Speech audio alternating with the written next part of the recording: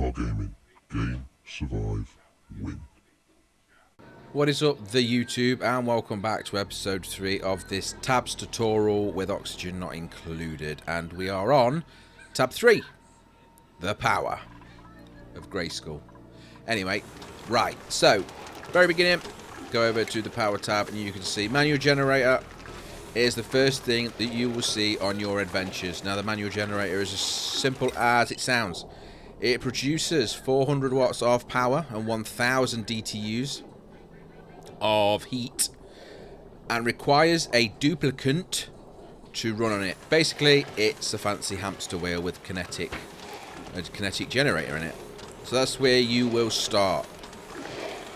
Moving swiftly on, you will probably find you will have one of the following: the coal generator or the wood burner. Depending on if you're doing Frozen Planet where you've got a lot of wood, you'll be using the wood burner.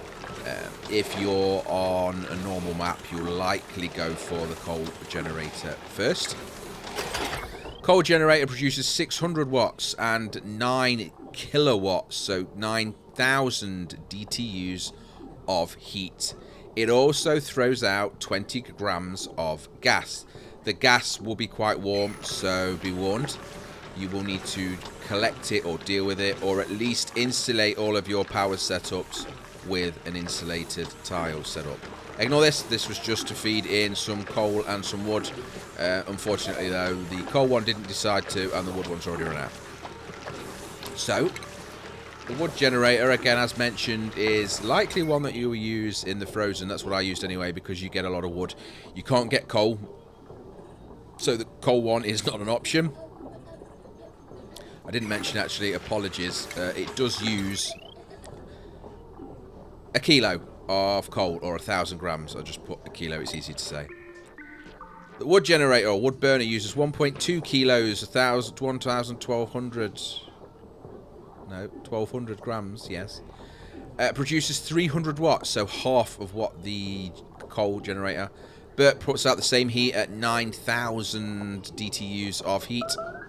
Also producing 170 grams of carbon dioxide, which will be warm.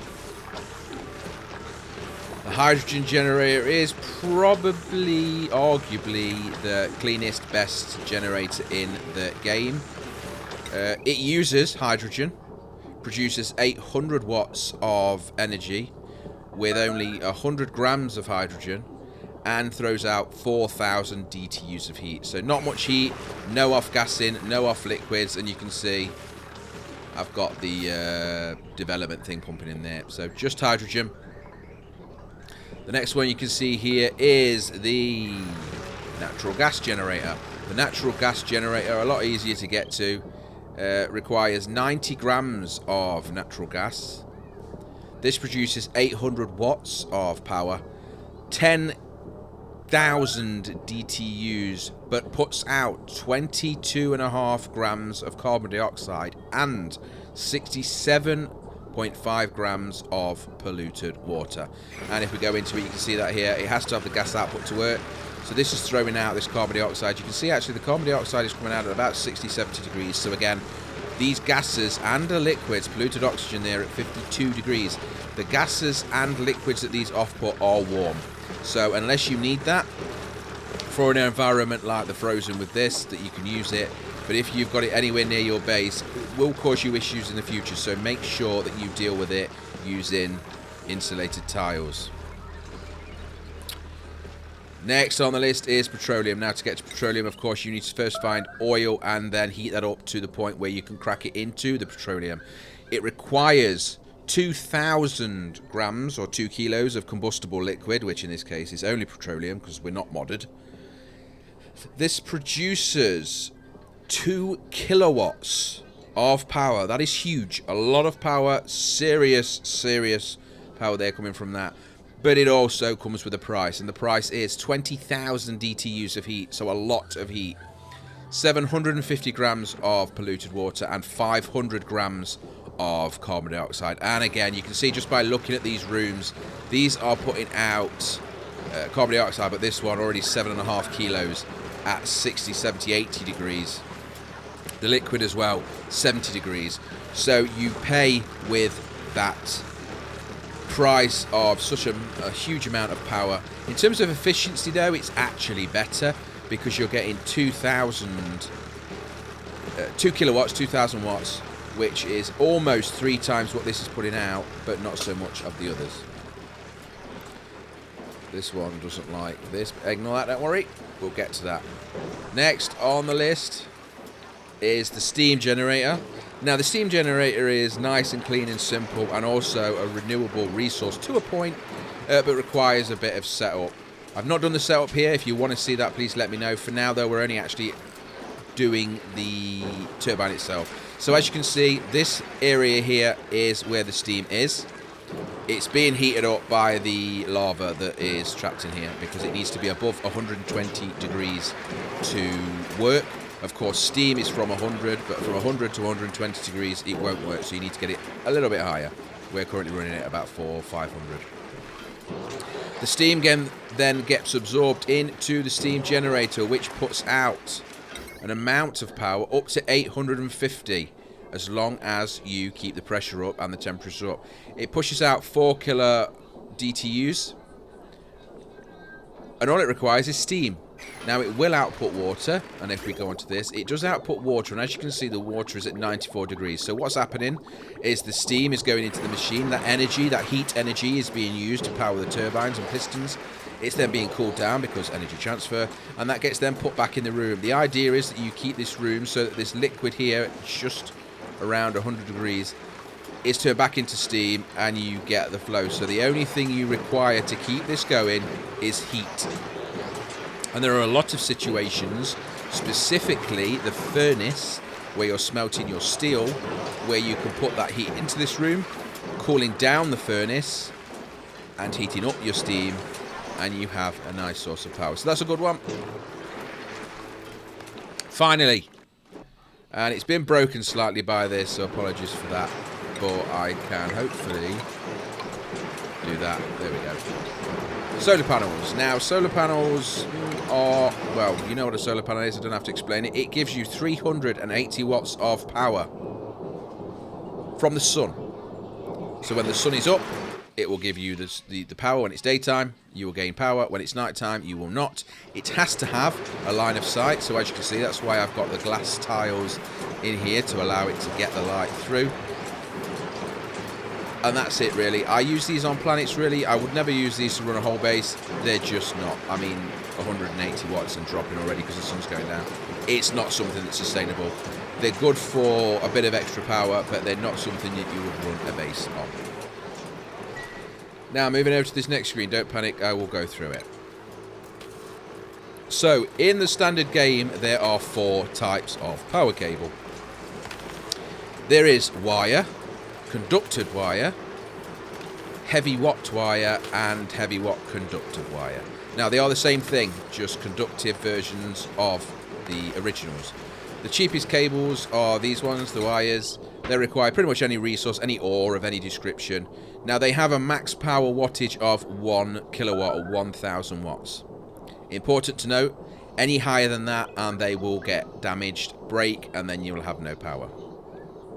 The next one is, of course, the conductive. Turns out there is actually some fancy skins. I've never seen them before. That is quite cool. Hopefully that's for my next series, which will be a Bionics one. But yeah, the conductive wires require a refined metal, but they have a max power of 2 kilowatt. So doubling the power that they can withstand without being damaged. The next one up is the heavy watt. Now, these are significant in that they can carry 20 kilowatts. It is a huge, very powerful cable. However, it cannot, as you can see, go through walls. This is for your power plants. It is not for powering your base. But that will give you 20 kilowatts, and again, it uses ores. And then the upgraded version of that, of course, is the conductive version, which requires, again, refined metals, but can go up to 50 kilowatts, which is the maximum that you can do. There are bridges which follow the same rules, so the wire bridge is capped at the 1 kilowatt, the conductive wire bridge is 2, the heavy watt joint plates are the same principle, but these are how you go through walls. So this central tile here is classed as a wall. So it will seal a room if you want it to. That is how you get through walls. And of course, this one is 20 kilowatts and this one is 50 kilowatts. Now, using the transformers, which is how you do it, is up here. We'll go through them. And then when we're finished, if you want to stay till the end, I'll show you a very quick, brief sort of power spine that everybody seems to use, and certainly I do too.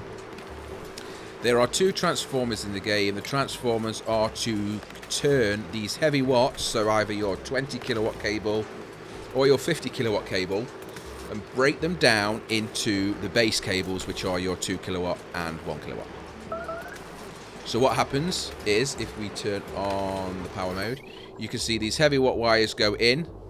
This one gives out 1,000, it says joules, 1,000 watts of energy, and then you can bring that out on this cable here.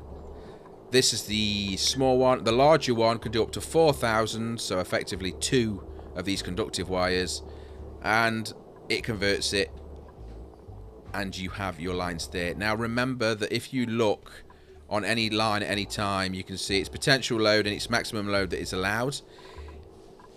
It's quite obvious on the bar, but you can see a line that's blue is inactive, which is why these are there. They look a little bit purple to me, but safe wires is how everything should look. Straining is when they go orange, and if you have red, then you will have wires breaking eventually, so be warned.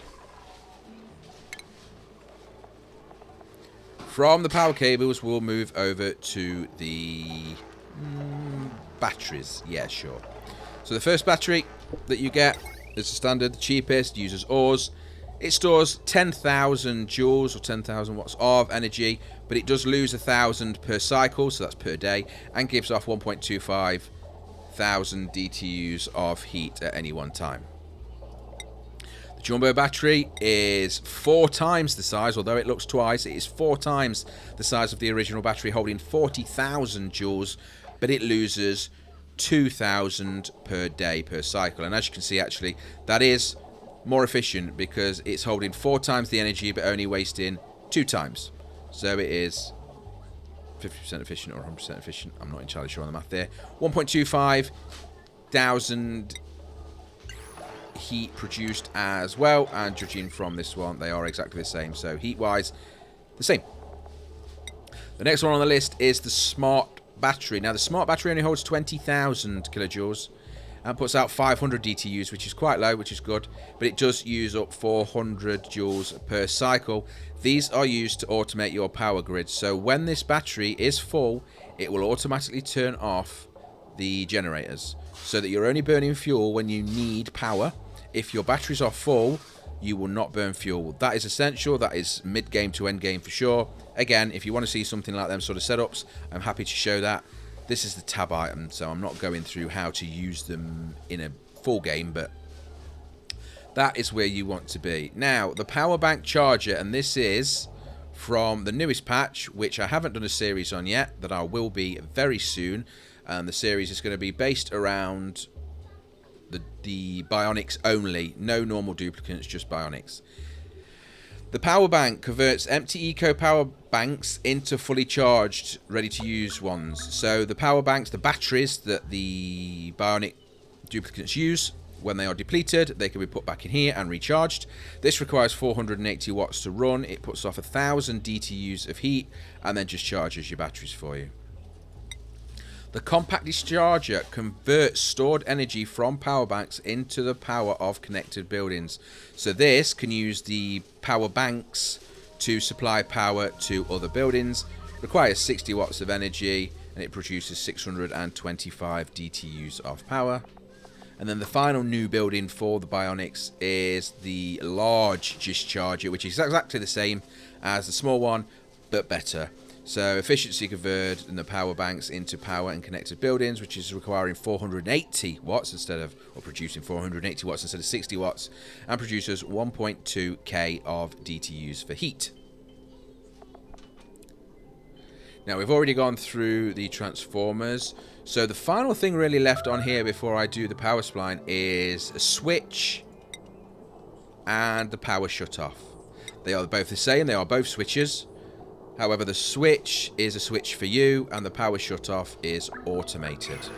So here is a switch, and here is the power shut-off. You can currently see that we've got lights being powered. The power shut-off one is on, which is why the light is on, and the ceiling light here is off because the switch is off. So for a switch, you can click on it, and you just have your standard button. You click it, it switches it on. You click it, it switches it off. Simple. You control it. You can't automate it. Simple as that. The power shut-off can only be controlled by automations. You can't control it. Can you? Actually, yes, you can.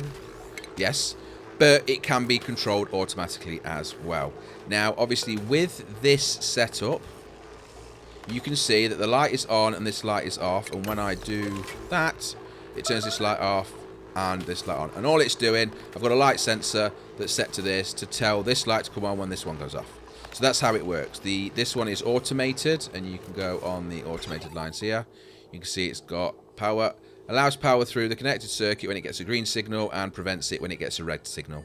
You can do a lot with that. I just chucked in a sensor, not gate, and then... But don't worry about that. We'll get to the confusion of automations when we get to that tab.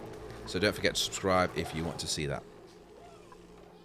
Okay, so let's quickly move over here, and I'm going to drag... Very often you will see what's called people using power splines for, or power spines for a base.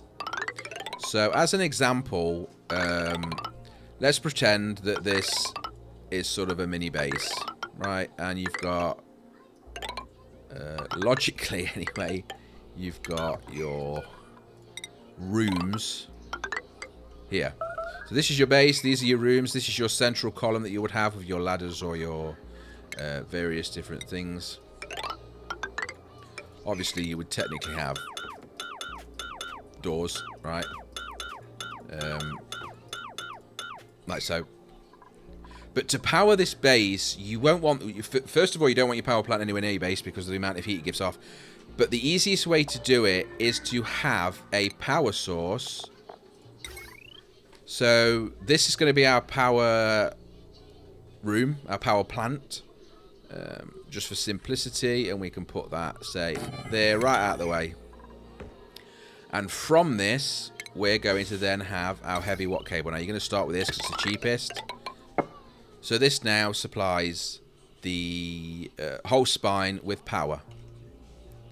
Then what you're going to need is floors, because you can't put the transformers in mid-air. They have to have floors. Now, I suggest that you use a gas transfer tile, airflow tile, to allow the heat to fully saturate around all the gases and not get trapped. But you don't have to. It's just how I like to do it. Also, the power spine is also a good idea to encase it in insulated tiles as well, so that you can control its temperatures. Now, with the power transformers, as we've established, you've got the small and the large. And the only difference is the small are for the 1 kilowatt wires, which is the wires you normally start with, the cheapest, which are these. So I normally do like that, and then like that. And then for the larger ones, you can then use the conductive cables to do multiple floors. Now, you will have to connect this, and remember that this heavy watt at no point can go through any buildings, which is why I've broke that open. But technically what you would do here, and I can show you now, is you would use your heavy watt plate there, and so this is now a sealed room because that counts as a wall, and the power is going through that wall. So what you're getting now is, you can see it's actually connected, but it's saying no power consumers, and that is because the cables aren't actually connected to anything. But we don't need to worry about that, although we can just chuck a battery. Is probably the easiest way of draining it. So let's just chuck a couple of batteries in these rooms. You wouldn't do that, obviously. You wouldn't have batteries in your base, or you shouldn't have batteries in your base. Do that. Distracted and missed the obvious, which, apologies. White is in, green is out. Don't forget that. I don't know why I brain farted there. Usually it's the other way around. So if you do that, that'll make a lot more sense. And then, of course, we just need to reconnect these up. So into there, into there, and into there. And I think they are almost good. Yes, yes, and yes. And there we go. So what's now happening, if we go on the power overlay, you can see here that we have a current load of 2 kilowatts. Potential load none. It's not showing. It's showing it's good. We've got power there, and it's nice and white. These then go into here, and this breaks it down, and you can see on these loads there is a current load of nothing, because of course the battery's filled instantly because we're using the cheat thing. But you can see the blue, so they're inactive, but they won't go over. And this is what a power spine is, and this is your base. And the idea is, if you increase your base, whether it be up or down, all you have to do is take this line with you and follow off from there. And each floor gets its own transformer, is the way I do it anyway. That's standard. If you want to see a tutorial on how to do any of these things more specifically, please do let me know in the comments. We are at time now, and that is the end of the power tab. Hopefully you enjoyed that. Thank you very much for watching. Until next time, take care. Goodbye.